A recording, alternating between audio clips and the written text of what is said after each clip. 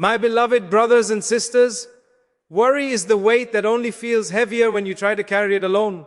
Many of us lose sleep over things already written by Allah, things beyond our control. But peace begins the moment you let go and say, Ya Allah, I leave it to you. The Prophet ﷺ taught us that when you rely completely on Allah, He becomes sufficient for you. So stop overthinking, stop fearing the future, and place every burden, every pain, and every uncertainty into the hands of the one who never fails. One worry comes from forgetting who's in control. Worry begins the moment we forget that Allah is in charge. When the heart starts believing it must control everything, outcomes, people, timing, it drowns under a weight it was never built to carry. The Prophet ﷺ said, if you were to rely upon Allah as He ought to be relied upon, He would provide for you as He provides for the birds. They leave in the morning hungry and return full. Birds don't carry food for tomorrow, yet we panic about things months ahead. True peace starts when you remember you are not the provider, the protector, or the planner. Allah is. Every anxious thought is a sign that the heart is clinging too tightly to the dunya. We plan and predict, but Allah decides. The Quran reminds us they plan and Allah plans. And Allah is the best of planners. When you trust His plan, your heart rests even when life doesn't make sense. Worry fades not because problems disappear, but because faith grows stronger than fear. The believer's calm doesn't come from control. It comes from surrender. The more you try to control life, the more it controls you. But the moment you say, Allah is sufficient for me, something shifts inside. It's the declaration of a soul that finally stops fighting destiny. The Prophet ﷺ taught that whoever recites this with sincerity, Allah will suffice him in all matters. You can't find peace by predicting every outcome. You find it by trusting the one who already wrote them. When you forget Allah's control, your mind becomes your master, replaying fears, doubts, and worst-case scenarios. Shaitan loves this because worry steals both your sleep and your salah. But the Quran says, verily, in the remembrance of Allah, do hearts find rest. That means anxiety isn't defeated by overthinking, it's healed by remembering. When you fill your thoughts with Allah, there's no room left for despair. Even the Prophet ﷺ faced hardship, loss, and uncertainty, yet he never allowed worry to paralyze his faith. When he was in the cave with Abu Bakr surrounded by enemies, he said, do not grieve, indeed Allah is with us. Imagine that in the face of death, his calm came from remembrance, not resistance. That's the secret. When you remember who is with you, fear loses its grip. Worry often comes from focusing on the problem instead of the planner. You count your difficulties instead of your blessings, your failures instead of your prayers. The Prophet ﷺ said, look at those below you, not those above you, for that is more likely to prevent you from belittling Allah's favors upon you. Gratitude turns fear into faith. When you start noticing how much Allah has already carried you through, you stop doubting how He'll carry you again. When you forget who's in control, you start thinking you must fix everything yourself. But Allah never asked you to fix, He asked you to trust. The Quran says, and whoever relies upon Allah, then He is sufficient for him. That means you can stop trying to predict every twist in your story. Your only job is to stay faithful through it. When you hand your worry to Allah, He replaces it with wisdom you didn't see coming. Some people mistake control for responsibility. They think letting go means giving up. But it doesn't. It means doing your part with excellence and leaving the unseen to Allah. The Prophet ﷺ tied his camel before trusting Allah, showing that effort and reliance. Walk together. You plan, you work, but your heart rests in surrender. That's when you truly taste tawakkul, dependence that brings dignity instead of despair. When you try to control life, you end up exhausted. When you trust Allah, you end up at peace. The Prophet ﷺ said, if you knew how much Allah loves you, you would never worry again. Every unanswered prayer, every delay, every detour is written by love, not neglect. Worry fades when you shift your question from why me to what is Allah teaching me. That's when hardship becomes guidance. My beloved brothers and sisters, remember this. Worry only grows in the absence of tawakkul. The moment you say, Ya Allah, I leave it to you, the chains break. You can't control outcomes, but you can control your trust. Hand your worries to the one who never sleeps, never forgets, and never fails. Because the same Lord who guided you through your past is already preparing peace for your future. All you need to do is let Him too. Trust is proven when you let go. Trust is not proven when everything makes sense. It's proven when nothing does. Anyone can say, I trust Allah when life is calm, but true is tested.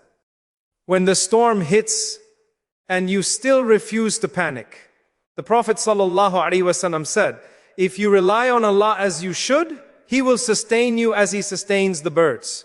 Notice how birds don't hoard, don't plan 10 steps ahead, yet they always return provided for. Real trust means walking forward even when you can't see the path. Believing the one who guides you will never let you fall. Letting go doesn't mean giving up, it means giving in to the wisdom of Allah. You're not surrendering out of weakness, you're submitting out of certainty. The Quran says, and whoever places his trust in Allah, then He is sufficient for him. That verse is a contract between you and your Creator. If you trust Him, He guarantees sufficiency. The problem is, many want the sufficiency without the surrender. Letting go is scary, but holding on to what Allah is trying to remove will hurt far more. Sometimes Allah delays what you want just to test your trust. You'll pray, you'll cry, and still see no change. But that silence isn't rejection. It's a test of loyalty. The Prophet ﷺ said, know that what missed you was never meant for you, and what reached you could never have missed you. Letting go means accepting that Allah's plan isn't late, it's layered. He's not withholding out of cruelty, He's rearranging out of mercy. Trust begins where your understanding ends. The hardest part of faith is not believing that Allah can, but accepting when He doesn't, at least not yet. You may want something desperately only to watch it slip away, but perhaps it was your destruction disguised as a dream. Allah says it may be that you dislike something while it is good for you. True trust means believing that even your heartbreak carries hidden protection. You're not losing, you're being redirected. Letting go is an act of bravery. It means you've stopped wrestling with fate and He started walking with it. The Prophet ﷺ went through years of loss, loved ones, homeland, wealth. Yet his trust in Allah never wavered in after being rejected and stoned. He didn't say, why me? He said, if you are pleased with me, then I do not mind. That's the essence of trust. When your heart is more attached to Allah's approval than to worldly outcomes, trusting Allah doesn't mean you won't feel pain. It means you'll remember there's purpose within it. When Prophet Musa stood before the sea with an army behind him, the people panicked, but he said, indeed, my Lord is with me. He will guide me. That's trust in motion. The sea hadn't split yet, but his heart had already surrendered. You can't wait for the miracle to believe. Belief itself brings the miracle. The more you trust Allah, the lighter life becomes. You stop needing to control people, outcomes, or timing. You stop arguing with destiny. The Prophet ﷺ said, what Allah wills happens, and what He does not will does not happen. When that truth sinks into your heart, fear loses its grip. You start walking through life with calmness, because you know the one who wrote your story has never made a mistake. Letting go also means trusting that Allah sees what you can't. You see the next step. He sees the whole journey. You see pain. He sees purification. You see delay. He sees preparation. When things don't go your way, they're going His way. And that's always better. The Quran says, Allah knows while you do not know. Trust means resting in that truth even when your eyes can't find evidence. When you cling too tightly to control, you block blessings meant to reach you. Allah doesn't fill a closed hand. When you finally let go, He replaces what you lost with something far better. Maybe not in possessions, but in peace. The Prophet ﷺ said, leave what makes you doubt for what does not make you doubt. Letting go of doubt isn't weakness, it's wisdom. It's the soul's way of saying, I choose Allah's will over my own. My beloved brothers and sisters, trust is not just a word, it's worship. It's faith lived out loud. Every time you say, Ya Allah, I leave it to you, you're freeing yourself from fear. You're acknowledging that your story belongs to the author, not the audience. Let go of what's weighing you down, because what's written for you will never pass you by. When you stop chasing control and start embracing surrender, you don't lose, you finally win peace. 3. The Prophet ﷺ faced storms with calm. The Prophet ﷺ faced storms that would have broken most hearts, yet he remained calm, not because life was easy, but because his trust in Allah was unshakable. From losing his parents in childhood to burying 6 of his 7 children, he carried grief most could never bear. Yet his peace never left him, because his eyes were always fixed on the hereafter. He once said, if Allah loves a people, He tests them. Every trial he faced deepened his faith. He didn't see hardship as cruelty.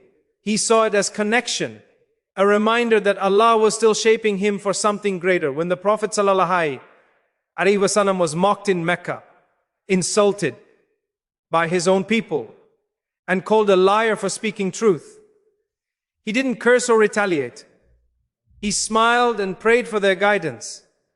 His calm wasn't weakness, it was power restrained by mercy. The Quran says, indeed, you are upon an exalted standard of character. That calmness came from certainty, knowing that every insult, every rejection, and every wound was still within Allah's control. He didn't seek revenge. He sought results that pleased Allah when the people drove him out and pelted him with stones until his feet bled. He didn't raise his hands to curse them. He raised his hands and said, "O Allah, if you are not angry with me, then I do not mind."